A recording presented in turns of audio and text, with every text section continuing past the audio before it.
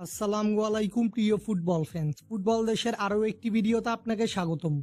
গত বছরের জুন মাসে কোপা আমেরিকার ফাইনাল ম্যাচে কলম্বিয়াকে 1-0 গোলের ব্যবধানে পরাজিত করে কোপার চ্যাম্পিয়ন হয়েছিল আর্জেন্টিনা।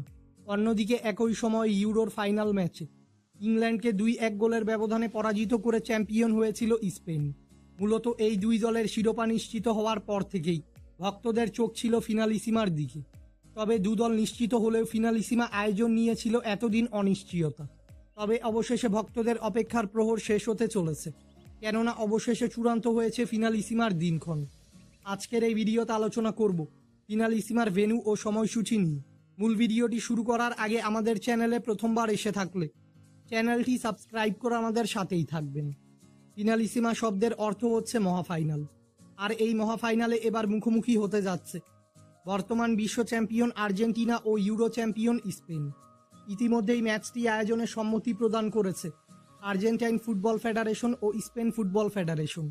সবকিছু ঠিকঠাক থাকলে 2026 সালের 26শে মার্চ থেকে 31 মার্চের মধ্যেই আয়োজিত হবে ফিনালিসিমার এই লড়াই। তবে ম্যাচটি কোথায় অনুষ্ঠিত হবে তা এখনও চূড়ান্ত করা হয়নি।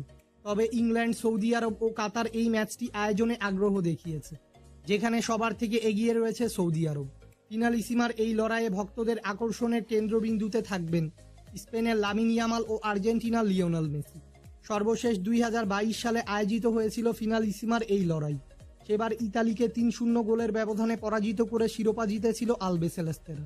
ফুটবলের সকল নিউজ এবং আপডেটস পেতে আমাদের চ্যানেলটি সাবস্ক্রাইব করবেন এবং আমাদের সাথেই থাকবেন। ধন্যবাদ।